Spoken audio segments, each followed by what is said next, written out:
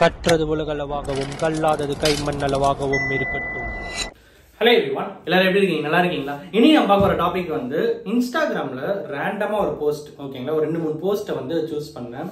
அந்த போஸ்ட்ல இருக்கிற கமெண்ட்ஸ் பார்க்கும்போது ஒரு சில விஷயங்கள் வந்து எனக்கு தோணுச்சு, ஓகேங்களா. ஸோ அது என்ன அப்படிங்கறத நான் அப்புறமா உங்களுக்கு சொல்றேன். பட் அதுக்கு முன்னாடி இன்ஸ்டாகிராம்ல இருக்கிற அந்த போஸ்ட் என்ன, அது இருக்கிற கமெண்ட்ஸ் என்ன அப்படிங்கறத ஃபர்ஸ்ட் நம்ம பார்ப்போம். அதுக்கப்புறம் மற்ற விஷயம் நம்ம வந்து பேசுவோம். என்ன விஷயம் அப்படின்னு பார்த்தீங்கன்னா, பிபிசி தமிழ் இருக்காங்கல்ல, ஸோ அவங்க என்ன பண்றாங்க, ஒரு போஸ்ட் ஒன்று போடுறாங்க இன்ஸ்டாகிராம். என்ன போஸ்ட்னா, அயோத்தி ராமர் கோவில் விழா தமிழ் முஸ்லிம்ஸ் சொல்வது என்ன அப்படின்னு சொன்னது என்ன அப்படின்னு சொல்லிட்டு ஒரு போஸ்ட், ஓகேங்களா. ஸோ அதை நிறைய பேர் வந்து அவங்களுடைய நிறைய பேர் ஃபீல் பண்ணியிருந்தாங்க, ஓகேங்களா. ஸோ 2 பேருக்கும் ஈக்குவலாக லேண்டு கொடுத்துருந்தீங்க, 2 பேருக்குமே ஈக்குவலாக கட்டியிருந்தா எல்லாருமே செலிப்ரேட் பண்ணிருக்கலாமே அப்படிங்கிற மாதிரி நியாயமான கோரிக்கை தான், அது எதுவும் மாற்று கருத்து இல்லை. பட் சில கமெண்ட்ஸ்லாம் இருக்கு, அது என்ன அப்படிங்கறத பார்ப்போம். ஸோ ஃபர்ஸ்ட் பார்த்தீங்கன்னா, supreme court given land equally அப்படின்ட்டு ஒருத்தர் கமெண்ட் பண்ணியிருக்காரு. சுப்ரீம் கோர்ட் வந்து லேண்ட் வந்து ஈக்குவலாக தான் கொடுத்துருந்தாங்க. பட் அதை பார்த்தீங்கன்னா ரிப்ளைஸ் இருக்கும். அது என்ன ரிப்ளைஸ், அந்த கமெண்ட்ல ரிப்ளைஸ் இருக்கும், போய் பார்ப்போம். ப்ரூஃப் இருக்கா, where is the proof, please show the proof அப்படின்ட்டு. சுப்ரீம் கோர்ட்டு தான் கொடுத்துருக்காங்க, அதுல என்ன ப்ரூஃப் அப்படின்ட்டு தான் தெரியல. ஓகே, அப்புறம் பார்த்தீங்கன்னா, ஏமா அவங்க முஸ்லீம் ஆளு தான் மசூதிக்கு கீழ் கோயில் இருக்குன்னு ரிப்போர்ட் கொடுத்தாரு. பிபிசி டேஷ் டேஷ் தேவையில்லாத பிரச்சனை உருவாக்க முரளிதரன் கம்யூனிஸ்ட் டேஷ் ட்ரை பண்ணுறாங்க. ஸோ இவங்க என்ன சொல்கிறாங்கன்னா, டேரெக்டாக வந்து பிபிசிவே வந்து அட்டாக் பண்ணுறாங்க. அவங்க என்ன சொல்கிறாங்கன்னா, முஸ்லீம்ஸ் அவங்க தானே வந்து ஃபஸ்ட்டே கம்ப்ளைண்ட் கொடுத்தாங்க, இங்கே வந்து ஒரு ராமர் கோயில் இருக்குன்னு சொல்லிட்டு. இப்போ ஏன் பிபிசி அவங்களுடைய ஹெட் குவார்ட்டர்ஸ் இருக்கிற பர்சன்ஸ்லாம் வந்து ஏன் நீங்கள் வந்து இந்த மாதிரி ஒர்க்லாம் பண்ணிட்டு இருக்கீங்க, கலவரம் உண்டாக்குற மாதிரி ஏன் போஸ்ட் பண்ணுறீங்க அப்படிங்கிற மாதிரி. நெக்ஸ்ட்டு பார்த்தீங்கன்னா, ஆனால் நல்லா வேலை செய்கிறீங்களா, வன்முறையை தூண்டுறீங்களா, என்ன நியூஸ் போடுறீங்களா அப்படின்ட்டு ஒருத்தர் கமெண்ட்டு. ஸோ அடுத்து பார்த்தீங்கன்னா, நாங்கள் ஒற்றுமையாக தான் இருக்கிறோம், அரசியல்வாதிகள் தான் எங்களை பிரிக்கிறார்கள் அப்படின்ட்டு ஒருத்தர் கமெண்ட். ஓகே, 2 பேருமே எல்லாருமே இங்கே ஒற்றுமையாக தான் இருக்கும். ஒற்றுமை அப்படிங்கிறது பார்த்தீங்கன்னா, இப்போ சென்னையில் வந்து ஃப்ளட் வந்த டைமில் முஸ்லீம்ஸ் நிறைய பேர் வந்து அவங்களோட மசூதியில் நிறைய பேர் தங்கறதுக்கு இடம் கொடுத்தாங்க, ஃபுட் ப்ரொவைட் பண்ணாங்க. அப்புறம் வந்து அவங்களுக்கான மற்ற என்னென்னலாம் அவங்களுக்கு தேவை இருந்ததோ அது எல்லாத்தையுமே அவங்க வந்து அரேஞ்ச் பண்ணி கொடுத்தாங்க. ஜாதி மதம் இனம் வேறுபாடு எதுவுமே இல்லாமல் எல்லா தரப்பு மக்களும் இங்கே ஒன்றிணைஞ்சு தான் ஒரு பெரிய நேச்சுரல் கலாமிட்டி அப்படின்னு ஒன்று வந்தால் நம்ம எல்லாருமே ஃபேஸ் பண்ணுறோம் அப்படிங்கிறது தான் யதார்த்தமான உண்மை. ஸோ நெக்ஸ்ட் விஷயம் என்ன அப்படின்னு பார்த்தீங்கன்னா, country's economy should be focused more rather than any other things right now. If BJP does this religious politics and makes people more deceptive and wins over upcoming elections, then our fuel rate will increase, LPG rate will increase. Just think, petrol was like rupees 58 per liter or something before BJP, and LPG is more like 400, but now it's like crazy elevation at the price. Just realize before regret.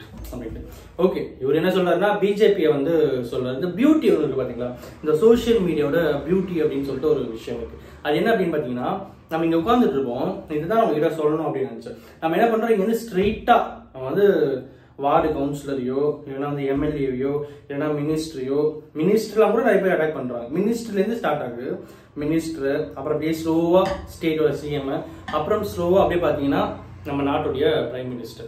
நம்மளுடைய இது வந்து தப்பா சொல்லு. இப்போ நம்ம இருக்கிற society எப்படி இருக்குன்னு பார்த்தா, ஒருத்தர் உட்கார்ந்த இடத்துல இருந்து ஒருத்தர் வந்து ஸ்ட்ரெயிட்டா பிஎம் அவர்களையோ இல்லைன்னா வந்து சிஎம் அவர்களையோ ஸ்டேட்டோட சிஎம்ஐயோ கண்ட்ரியோட பிஎம்ஐயோ வந்து பிளேம் பண்ண முடியும், பேச முடியும், திட்ட முடியும், புகழ முடியும், எதுனாலும் பண்ண முடியும் அப்படிங்கிற அந்த ஓப்பன் அப் சொசைட்டி அப்படிங்கிறது இங்கே கிரியேட் ஆகி பார்த்தீங்களா, அது ரொம்பவே பியூட்டியான ஒரு விஷயம் அப்படின்னா. But at the same time இன்னொரு விஷயம் என்ன அப்படின்னு பார்த்தீங்கன்னா, நம்ம கண்ட்ரியில நம்ம வந்து வேர்ல்டு வைடா ஸ்ட்ரெயிட்டா ஒருத்தர் என்ன பண்றாங்கன்னா, இப்போ பிஜேபி பிடிக்காதவங்க பிஜேபி அட்டாக் பண்ணுவாங்க, காங்கிரஸை பிடிக்காதவங்க காங்கிரஸ் அட்டாக் பண்ணுவாங்க.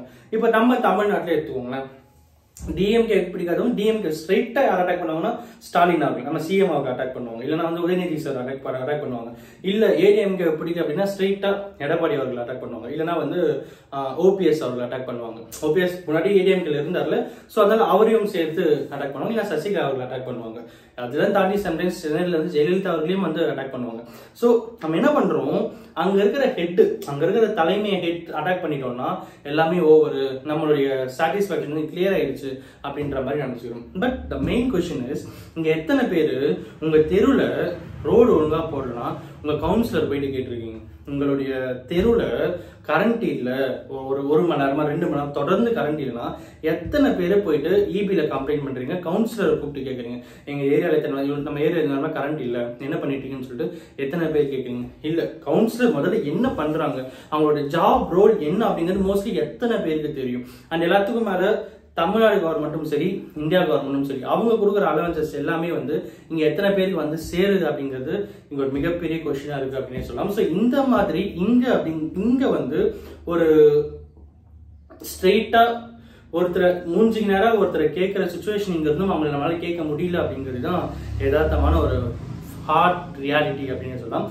But at the same time இப்போ ஆன்லைன்ல கமெண்ட்ஸ் எல்லாம் பார்த்தீங்கன்னா நிறைய பேர் திட்டுறாங்க, கெட்ட வார்த்தை இல்லை, அசிங்கமா பேசுறாங்க. சி இந்த மேனர்ஸ் அண்ட் ஒபீடியன்ஸ் அப்படின்னு சொல்லிட்டு ஒரு விஷயம் இருக்கு. இந்த ஒபீடியன்ஸ் அப்படிங்கிறது ரொம்ப ரொம்ப இம்பார்ட்டன்டான ஒரு விஷயம். அந்த ஒபீடியன்ஸ் அப்படிங்கிறது பார்த்தீங்கன்னா நம்ம குறிப்பிட்ட லெவல்ல எப்படி இருக்கும் அப்படிங்கிறது யதார்த்தமான விஷயம். இப்போ ஜஸ்ட் பிகாஸ் ஒரு ஐடி தானே, இந்த ஐடியை ரீப்ளேஸ் பண்ண நம்ம யாருங்கிறது தெரியாது. இந்த ஐடென்டிஃபிகேஷன் அப்படிங்கிறது ஃபேஸ் டு ஃபேஸ் பேசும்போது ஒரு ஐடென்டிஃபிகேஷன் இருக்கும், பேக் எண்ட்ல ஒரு ஆன்லைன்ல சோசியல் மீடியால பேசும்போது ஒரு ஐடென்டிஃபிகேஷன் அப்படிங்கிறது ரியலி ஹார்ட் திங் அப்படின்னு சொல்லலாம்.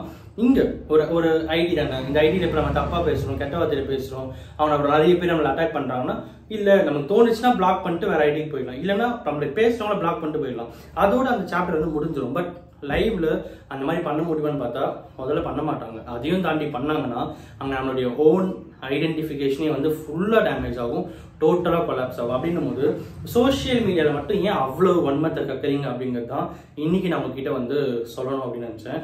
சி இது ஒரு கமெண்ட், ஓகே நீங்க உங்களுடைய ஐடியாலஜியை ஷேர் பண்றீங்க, நான் இல்லைன்னு சொல்ல, தப்புன்னு சொல்ல, பட் எல்லாத்துக்கும் மேல இது மட்டுமே நம்மளுடைய வேலை இல்லை, கரெக்டுங்களா? போய் பாருங்க, நிறைய பேர் ரிப்ளை பண்ணாங்கன்னா ரிப்ளைன்னு சொல்லி ரிப்ளை பண்ணிக்கிட்டே இருக்காங்க நிறைய பேர்.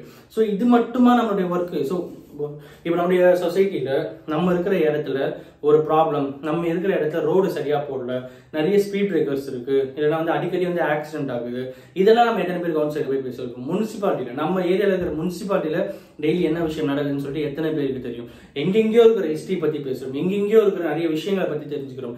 நாடாளுமன்றத்தை நேற்று என்ன நடந்துச்சுங்கிறது இனி நம்மளால லைவா பார்க்க முடியும், நம்மளால தெரிஞ்சுக்க முடியுது, தெரிஞ்சுக்கவும் ஆசைப்படுறோம் நிறைய பேர் இருக்கும். நம்மளுடைய ஸ்டேட் அசம்பிளில என்ன நடந்துட்டு இருக்க, லோக்கல் அசம்பிளி என்ன நடந்துட்டு இருக்கிறதும் நம்ம நிறைய டைம்ஸ் பார்த்துட்டு இருக்கோம், பேசுறோம், அதை பத்தியும் பேசுறோம். நம்ம எல்லாத்துக்கும் மேல நம்ம ஸ்ட்ரெயிட்டா அட்டாக் பண்றது யாரா இருக்கு அப்படின்னு பாத்தீங்கன்னா திரும்ப சொல்ற ஒரே விஷயம் என்னன்னு பார்த்தா அந்த கட்சியினுடைய ஹெட்டை தான் அட்டாக் பண்றோம். It may be DMK or ADMK, it may be BJP or it may be Congress. But எல்லாத்துக்கும் மேல நம்ம சொசைட்டில நம்ம கூடவே இருந்துட்டு இருக்கிற கவுன்சிலர்ஸ் கேள்வி கேளுங்க. அவங்களை நம்ம போய் கேள்வி கேட்கிறோம் அப்படின்னா நம்ம எதுவும் பண்ண போறது. அஃப்கோர்ஸ் நம்ம இந்த மாதிரி இருக்குன்னு சொன்னா அப்படியா சரி ஓகே நான் செக் பண்றேன், ஆல்ரெடி அவங்க பார்த்துருப்பாங்க, அவங்க ரெஸ்பாண்ட் பண்ணுவாங்க. பட் திங் இஸ் நீங்க எத்தனை பேர் நம்ம கேள்வி கேட்கிறோம் அப்படிங்கிறது தான். இதுக்காக நம்ம கேள்வி கேட்கணும் அப்படிங்கிறதுக்காக அங்க இருக்கிற கவுன்சிலர்ஸ் ஒழுங்கா வேலை செய்யணும்னு சொல்லிட்டு அர்த்தம் இல்லை.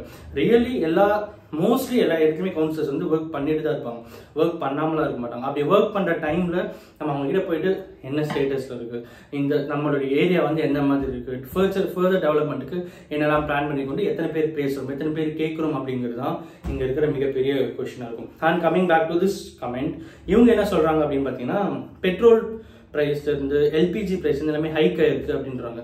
நீங்க இப்படியும் யோசிக்கலாம், ஒருவேளை வேற ஏதாவது case, it maybe not Congress or it maybe not BJP, எல்லாத்துக்கும் மேல இப்ப இருக்கிற சுச்சுவேஷனோட வேர்ஸர் திங்கா வந்திருந்தா என்ன பண்ணிருப்போம்? இன்னும் we could have faced some struggles. So அதெல்லாம் தாண்டி இப்போ somewhat we are in better position அப்படின்னும் போது this video is not about entertaining any political teams. ஓகேங்களா? எந்த ஒரு பொலிட்டிக்கல் ஒரு கட்சியை நம்ம என்டர்டெயின் பண்றதுக்கோ ஊக்குவிக்கிறதுக்கோ அவங்களுக்கு ஹிட்டனா பேசுறதுக்கோலாம் எடுக்கப்பட்ட வீடியோ இல்லை. இந்த வீடியோ மூலியமா நான் உங்ககிட்ட சொல்ல ஒரு கருத்து ஒரே ஒரு விஷயம் என்ன அப்படின்னு பாத்தீங்கன்னா, சோசியல் மீடியாவில் நமக்கு இருக்கிற தைரியம், சோசியல் மீடியால நம்ம கமெண்ட்ல பேசுற தைரியம் லைவா நிஜத்துல இங்க எத்தனை பேர் இருக்கு அப்படிங்கிறது தான் இங்க மிகப்பெரிய கொஸ்டின் இருக்கு. Apart from politics, apart from economics, apart from country, apart from society, the humanity, இங்க நிறைய பேர் ஷேர் பண்ணுவோம், நிறைய போஸ்ட் ஷேர் பண்ணுவோம், இந்த போஸ்ட் ஷேர் பண்ணுங்க நல்லது நடக்கும் அப்படின்வாங்க. பட் நல்லது நடக்கும்னு சொல்லிட்டு ஒருத்தர் போஸ்ட் ஷேர் பண்றாரு பாத்தீங்களா, அவருக்கு ஏதாவது ஒரு ஹெல்ப் சொன்னா எத்தனை பேர் நம்ம போய் ஹெல்ப் பண்றதுக்கு ரெடியா இருக்கும்?